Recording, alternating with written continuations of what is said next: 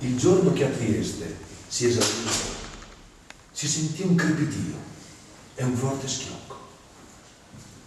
Fino a un attimo prima il vento, sfacciato e tagliente, giocava a domino con i motorini posteggiati, spintonava i bidoni delle immondizie, convincendoli improvvisate gare di velocità in mezzo alla strada, si accaniva contro finestre, portiere, ombrelli lasciati incautamente aperti, costringeva i pedoni a camminare tutti piegati in avanti, labbra e occhi stretti, sognando il momento in cui sarebbero stati al calduccio, al riparo dalla furia che scuoteva i vetri e faceva scricchiolare i tetti, fischiava sui davanzali e ululava tra i palazzi.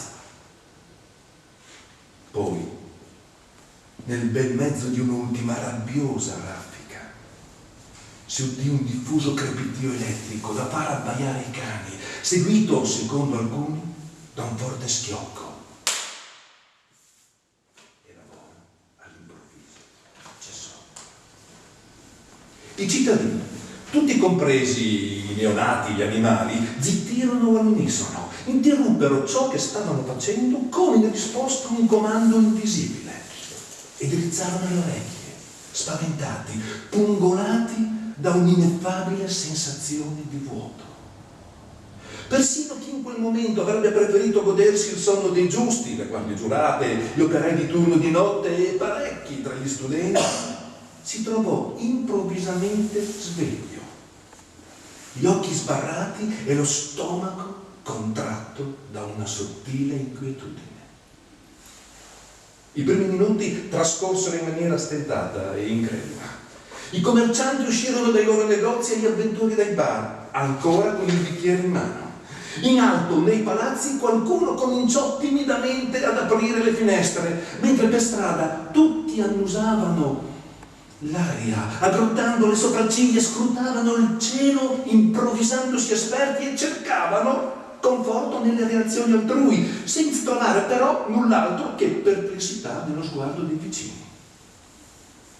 Ma ancor prima che gli ultimi sacchetti di nylon ricadessero volteggiando sull'asfalto, prima che berretti e sciarpe si inumidissero per il sudore, prima che qualcuno si azzardasse a proferire una parola che designasse il miracolo o annunciasse la tragedia, già nei triestini si faceva strada un'antica e peculiare inclinazione, forgiata nei secoli e celebrata dai canti popolari.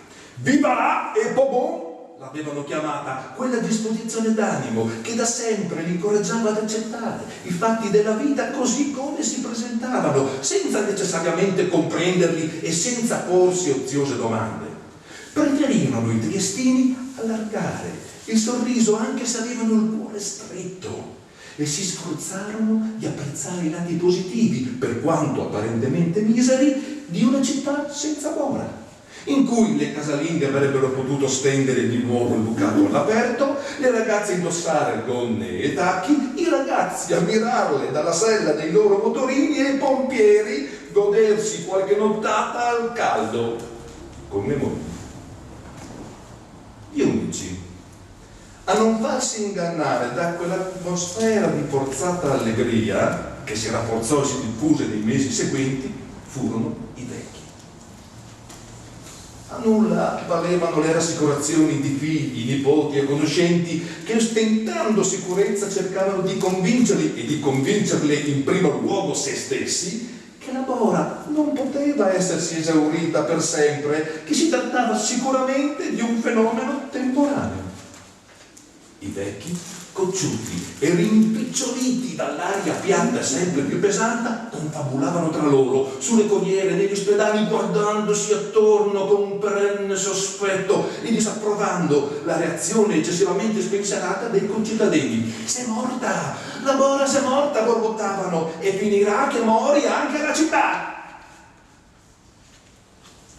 La seconda categoria, meglio rappresentata a Trieste, quella dei matti, rapidi quanto i vecchi nello scorgere i pericoli da lontano, trovò nell'evento nuovi spunti per ideare urlati monologhi estemporanei. Sul muro esterno del comprensorio di San Giovanni, l'ex ospedale psichiatrico, apparve anche una grande scritta rossa: diventeremo come Furlani, recitava.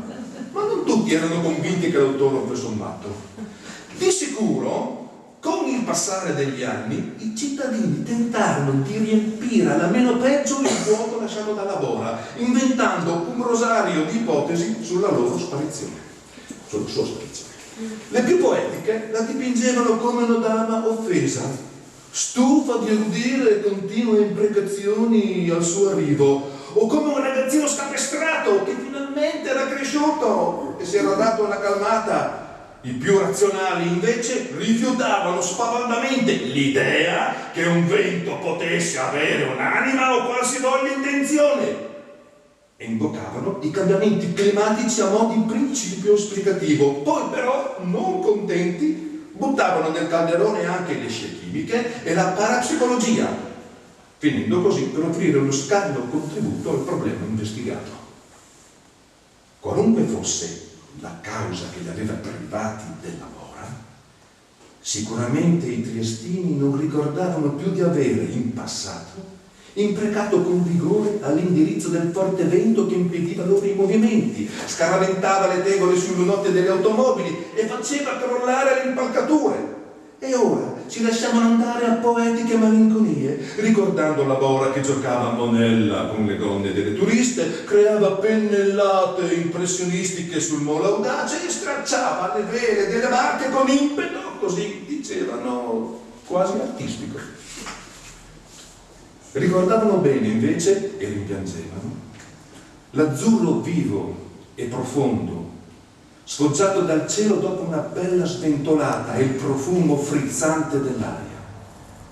Non solo erano appesantiti dai veleni densi e neri che respiravano, erano stati anche privati di quella grinta particolare che nasce quando il vento forte eccita il sistema nervoso debole e sa, si diceva un tempo, e adesso nessuno pensava più che l'assonanza con il nome del perduto vento fosse casuale.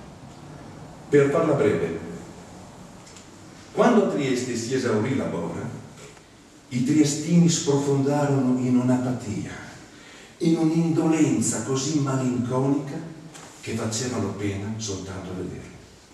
Era come se avessero perso parte del loro scheletro, parte di quello che, paradossalmente, li teneva in piedi, nonostante avessero sempre considerato il loro vento solo come qualcosa che cercava di farti cadere.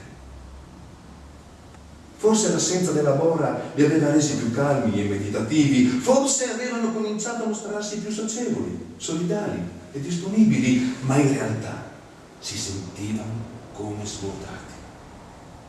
Alla città, crocifissa da un cielo ferroso, era rallentato il battito del cuore. Poi, una notte, quando tutti già avevano rinunciato a sperare, la Bora riappare. D'improvviso, come era sparita, di nuovo si udì il crepidio o il forte schiocco e lei riprese a soffiare così, da metà raffica, esattamente da dove aveva lasciato. I poeti si convinsero che i loro versi avessero raggiunto il cielo, l'avessero lusingata e persuasano a tornare. I vecchi aprirono un occhio, schioccarono la lingua e si concessero un bel sogno. I matti semplicemente sorrisero. Tutti gli altri ricominciarono a imprecare.